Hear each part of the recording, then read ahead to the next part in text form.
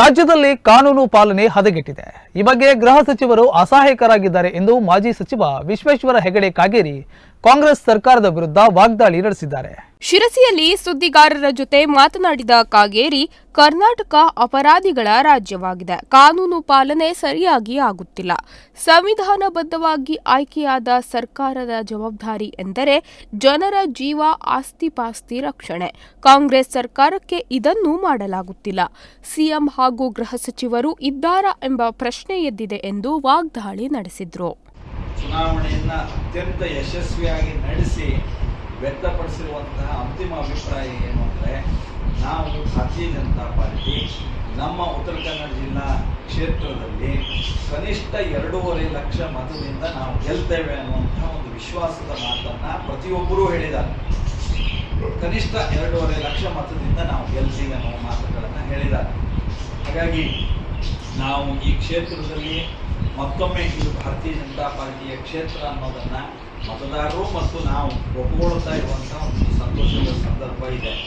ಹಾಗಾಗಿ ಸಹಜವಾಗಿ ಭಾರತೀಯ ಜನತಾ ಪಾರ್ಟಿಯ ಜವಾಬ್ದಾರಿ ಜಾಸ್ತಿ ಆಗ್ತಾ ಇದೆ. ಆ ಜವಾಬ್ದಾರಿಯನ್ನು ಸಮರ್ಥವಾಗಿ ನಿರ್ವಹಿಸ್ತೇವೆ ಮತ್ತು ಮುಂದಿನ ದಿನಗಳಲ್ಲಿ ಅಭಿವೃದ್ಧಿಗೆ ಬೇಕಾದಂಥ ಹೆಚ್ಚಿನ ಗಮನವನ್ನು ಕೊಡೋದಕ್ಕೆ ನಾನು ಯಾವತ್ತೂ ಸಹ ಅದಕ್ಕೆ ಮುಂದಿದ್ದೇನೆ ಮತ್ತು ಅದಕ್ಕೆ ನಾನು ಬದ್ಧನಾಗಿಯೂ ಇದ್ದೇನೆ. ನಾನು ಮಾಡ್ತೇನೆ ಹೇಳೋದನ್ನ ಒಟ್ಟು ಚುನಾವಣೆ ವಿಷಯಕ್ಕೆ ಸಂಬಂಧಪಟ್ಟಂತೆ ಬಹಳ ಬ್ರೀಫ್ ಆಗಿ ನಾನು ನಿಮ್ಮ ಎದುರುಗಡೆಗೆ ಪ್ರಸ್ತಾಪ ಮಾಡಿದ್ದೇನೆ. ನಮಗೆ ನಾನು ಮತ್ತೊಮ್ಮೆ ಹೇಳ್ತೇನೆ, JDSನ ಜೊತೆಗಿನ ನಮ್ಮ ಹೊಂದಾಣಿಕೆ ನಮ್ಮ ಜಿಲ್ಲೆಯಲ್ಲಿ ಬಹಳ ಅನುಕೂಲ ಆಗಿದೆ. ನಾನು ಅದರ ವಿವರಣೆಗೆ ಹೋಗಿ ಹೇಳಬೇಕು ಅಂದರೆ, ಸೂರಜ್ ನಾಯ್ಕರು ಕುಮಟಾದಲ್ಲಿ, ಹಾಗೆಯೇ ನಮಗೆ ಕೋಟ್ನೇಕರ್ ಅವರು ಹರಿಯಾಣದಲ್ಲಿ, ಅದಲ್ಲದೆ ನಮ್ಮ ಖಾನಾಪುರದಲ್ಲಿ ನಮ್ಮ ಭಾಗವಾನ್ ಅವರು, ನಾಸಿರ್ ಭಾಗವಾನ್ ಅವರು, ಕಿತ್ತೂರಿನಲ್ಲಿ ನಮ್ಮ ಇಲ್ಲಿ ಉಪೇಂದ್ರ ಪೈ ಅವರನ್ನು ಒಳಗೊಂಡಂತೆ ನಮ್ಮ ಜಿಲ್ಲೆಯಲ್ಲಿ ಎಲ್ಲ ಕಡೆಯಲ್ಲಿ JDSನ ಎಲ್ಲಿ ಯಾವ ಪ್ರಮುಖರು ಯಾವ ಹಂತದಲ್ಲಿದ್ದಾರೋ ಎಲ್ಲರೂ ತೊಡ್ಕೊಂಡಿದ್ದಾರೆ. ಹಾಗಾಗಿ ನಾನು ವಿಶೇಷವಾಗಿ ಅವರಿಗೂ ಸಹ ಅಭಿನಂದಿಸ್ತೇನೆ. ಮತ್ತು ಇನ್ನೊಂದು ವಿಷಯ ಏನು ಅಂದರೆ, ನಮ್ಮ ರಾಷ್ಟ್ರೀಯ ಸ್ವಯಂ ಸೇವಕ ಸಂಘದ ಪರಿವಾರ ಸಂಘಟನೆಗಳು, ವಿಚಾರ ಪರಿವಾರದ ಸಂಘಟನೆಗಳು ಯಾವುದಿದೆಯೋ ಅವರು ಈ ದೇಶಕ್ಕೆ ಮೋದಿ ಮತ್ತೊಮ್ಮೆ ಪ್ರಧಾನಿ ಆಗಬೇಕು ಅನ್ನೋ ಒಂದು ರಾಷ್ಟ್ರದ ಒಂದು ಭವಿಷ್ಯವನ್ನು ನಿರ್ಧರಿಸುವಂಥ ಚುನಾವಣೆ ಇದು ಅನ್ನುವ ಹಿನ್ನೆಲೆಯಲ್ಲಿ ಅವರೂ ಸಹ ಇಲ್ಲಿ ಮನೆ ಮನೆ ಸಂಪರ್ಕವನ್ನು ಅತ್ಯಂತ ಪ್ರಭಾವಿಯಾಗಿ ಮಾಡಿದ್ದಾರೆ.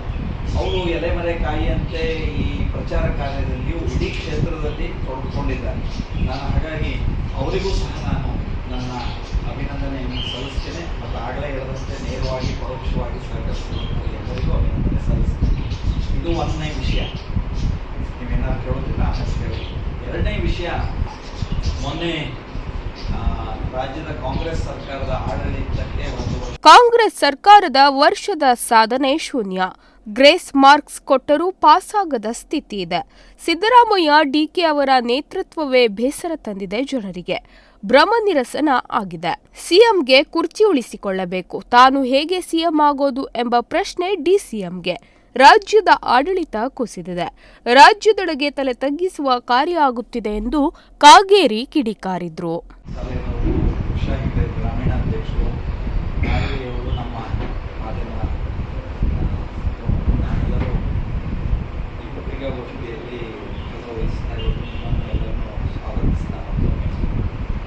ಪ್ರಮುಖವಾಗಿ ಎರಡು ವಿಷಯವನ್ನು ಇವತ್ತಿನ ಪತ್ರಿಕಾಗೋಷ್ಠಿಯಲ್ಲಿ ನಿಮ್ಮ ಎದುರುಗಡೆಗೆ ನಾನು ಹೇಳೋದಕ್ಕೆ ಬಯಸ್ತಾ ಇದ್ದೇನೆ. ಮೊದಲನೇದು, ನಮ್ಮ ಲೋಕಸಭೆ ಚುನಾವಣೆಗಳೇನಾಯಿತು, ಒಟ್ಟಾರೆ ಅದು 4ನೇ ತಾರೀಕು ಈಗ ಕೌಂಟಿಂಗ್ ಆಗೋದಿದೆ. ಈ ಮಧ್ಯದಲ್ಲಿ ನಾನು ನಿಮ್ಮ ಹತ್ರ ಮಾತಾಡಿರಲಿಲ್ಲ. ಹಾಗಾಗಿ ಅದ್ರ ಬಗ್ಗೆ ಕೆಲವು ವಿಷಯಗಳನ್ನು ನಾನು ಹೇಳ್ತೇನೆ. ಎರಡನೇದಾಗಿ, ರಾಜ್ಯ ಸರ್ಕಾರಕ್ಕೆ 1 ವರ್ಷ ಆಗಿದೆ. ಅದರ ವೈಫಲ್ಯತೆ ವಿಷಯದಲ್ಲಿ ಜನತೆಯ ಆಕ್ರೋಶದ ಭಾವನೆ ಇದೆ. ಆ ಕುರಿತಂತೆ ಕೆಲವು ಮಾತನ್ನು ನಿಮ್ಮ ಜೊತೆಗೆ ನಾನು ಹಂಚಿಕೊಳ್ತೇನೆ. ಮುಖ್ಯವಾಗಿ ಕೆಲವು ವಿಷಯ. ಮೊದಲನೇದು, ನಮ್ಮ ಲೋಕಸಭಾ ಚುನಾವಣೆಗೆ BJP ಮೊದಲಿಂದಲೂ ಕಳೆದ 6-8 ತಿಂಗಳಿಂದಲೂ ಸಿದ್ಧತೆಯನ್ನು ನಾವು ಮಾಡ್ತಾನೇ ಇದ್ದೀವಿ. ಸಂಘಟನಾತ್ಮಕವಾಗಿ ಅಭ್ಯರ್ಥಿ ಅಂತ ನಾನು ಘೋಷಿಸಿದ ನಂತರ ನಾನು ಕ್ಷೇತ್ರದಲ್ಲಿ ವ್ಯಾಪಕವಾಗಿ ಪ್ರವಾಸವನ್ನು ಮಾಡಿ ಪ್ರತಿ ತಾಲೂಕಿಗೆ 3-4 ಬಾರಿಗೆ ಹೋಗಿ ಅಲ್ಲಿ ನಗರ ಗ್ರಾಮೀಣ ಭಾಗದಲ್ಲಿ ಎಲ್ಲ ಕಡೆ ಹೋರಾಟ ಮಾಡಿ ಗಣ್ಯರನ್ನು ಭೇಟಿ ಮಾಡಿ ಸಭೆ ಸಮಾರಂಭಗಳನ್ನೆಲ್ಲ ನಡೆಸಿದ್ದೇನೆ. ನಮ್ಮ ಈ ಪ್ರಚಾರ ಕಾರ್ಯಕ್ಕೆ ಒಟ್ಟು ಬಹಳ ಒಂದು ತಿರುವು ಬಂದಿದ್ದು ಮತ್ತು ಹೆಚ್ಚು ಶಕ್ತಿ ಬಂದಿದ್ದು, ಕಾರ್ಯಕರ್ತರಿಗೊಂದು ಉತ್ಸಾಹ ಪ್ರೇರಣೆ ಸಿಕ್ಕಿದ್ದು, ಅಥವಾ ಮತದಾರರಿಗೆ BJP ಬಗ್ಗೆ ಇನ್ನಷ್ಟು ಹೆಚ್ಚು ಒಂದು ವಿಶ್ವಾಸ ಬಂದಿದ್ದು ಎಲ್ಲ ಪ್ರಧಾನಮಂತ್ರಿಗಳ ಶಕ್ತಿ ಕಾರ್ಯಕ್ರಮ ಮತ್ತು ಬೆಳಗಾಂ ಕಾರ್ಯಕ್ರಮ, ಆ ಕಿತ್ತೂರು ಖಾನಾಪುರ ಬೆಳಗಾವಿಗೆ ನಾವಿತ್ತು ಆ ಕಾರ್ಯಕ್ರಮ. ಇದು ಪ್ರಚಾರ ಕಾರ್ಯಕ್ಕೆ ಬಹಳ ನಮಗೆ ಶಕ್ತಿಯನ್ನು ಕೊಟ್ಟು, ನಾಮಪತ್ರ ಕೊಡುವಾಗ ಗೋವಾ ಮುಖ್ಯಮಂತ್ರಿಗಳು ಬಂದಿದ್ದು ನಿಮ್ಗೆ ಗೊತ್ತೇ ಇದೆ. ನಮ್ಮ ಅರವಿಂದ್ ಬೆಲ್ಲದವರು ಇರ್ಬೋದು, ಪ್ರತಿಪಕ್ಷದ ಉಪನಾಯಕರು, ಹಾಗೆ ಬಸವನಗೌಡ ಪಾಟೀಲ್ ಯತ್ನಾಳ್ ಇರ್ಬೋದು, ಸುನೀಲ್ ಕುಮಾರ್ ಅವರು, ಇವರೆಲ್ಲ ಬಂದಿದ್ದು ನಿಮ್ಮೆಲ್ಲರಿಗೂ.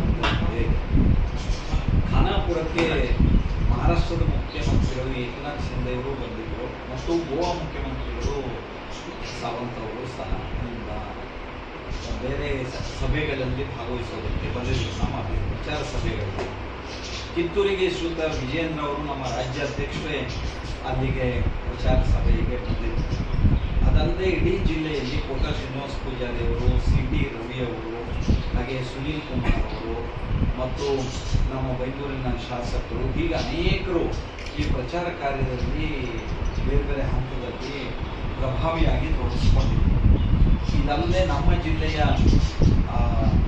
ರಾಜ್ಯದ ಉಪಾಧ್ಯಕ್ಷರು, ಮಾಜಿ ಶಾಸಕರಾದಂಥ ರೂಪಾಲಿ ನಾಯ್ಕ ಅವರು, ಸುನೀಲ್ ನಾಯ್ಕರು ಅಥವಾ ದಿನಕರ್ ಶೆಟ್ಟಿ ಅವರು, ಸುನೀಲ್ ಹೆಗಡೆ ಅವರು, ಕಿತ್ತೂರು ಖಾನಾಪುರದವರೆಲ್ಲರೂ, ಸುರೇಶ್ ಮಾರಿಯಾರ್ ಅವರು ಇರ್ಬೋದು, ನಮ್ಮ ದೊಡ್ಡವರು ಇರ್ಬೋದು, ಅಥವಾ ಅರವಿಂದ್ ಪಾಟೀಲ್ ಇರ್ಬೋದು, ನಮ್ಮ ಅಲ್ಲಿಯ ವಿಠಲ್ ಅಂಬೇಡ್ಕರ್ ಅವರು, ಹೀಗೆ ಎಲ್ಲರೂ ಸಹ ಪ್ರಚಾರ ಕಾರ್ಯದಲ್ಲಿ ಬಹಳ ವಿಶ್ವಾಸದಲ್ಲಿ ತೊಡ್ಕೊಂಡಿದ್ರು ಮತ್ತು ಇಡೀ ಸಂಘಟನೆ ಆ ರೀತಿ ತೊಡ್ಕೊಂಡಿತ್ತು. ನಮ್ಮ ಬೂತ್ ಹಂತದಿಂದ ಹಿಡಿದು ಎಲ್ಲ ಹಂತದಲ್ಲಿರೋರು 100% ಪ್ರಚಾರ ಕಾರ್ಯದಲ್ಲಿ ಪರಿಣಾಮಕಾರಿಯಾಗಿ ತೊಡಗಿಕೊಂಡು. ಇನ್ನು ಶಿಕ್ಷಣ ಇಲಾಖೆಯಲ್ಲೂ ಸಹ ಮಕ್ಕಳಿಗೆ ಯಾವ ರೀತಿಯ ಶಿಕ್ಷಣ ನೀಡುತ್ತಿದ್ದೇವೆ ಎಂದು ಕೇಳುವಂತಹ ಸ್ಥಿತಿ ನಿರ್ಮಾಣವಾಗಿದೆ. ಈ ವರ್ಷ ಗ್ರೇಸ್ ಮಾರ್ಕ್ಸ್ ಕೊಡುವ ಸ್ಥಿತಿ ತಂದಿದ್ದಾರೆ, ಗೊಂದಲ ಸೃಷ್ಟಿಸಿ ಅತಂತ್ರ ಮಾಡಿದ್ದಾರೆ ಎಂದು ಕಾಂಗ್ರೆಸ್ ಸರ್ಕಾರವನ್ನು ಟೀಕಿಸಿದರು. Nudisiri news desk Honnavar.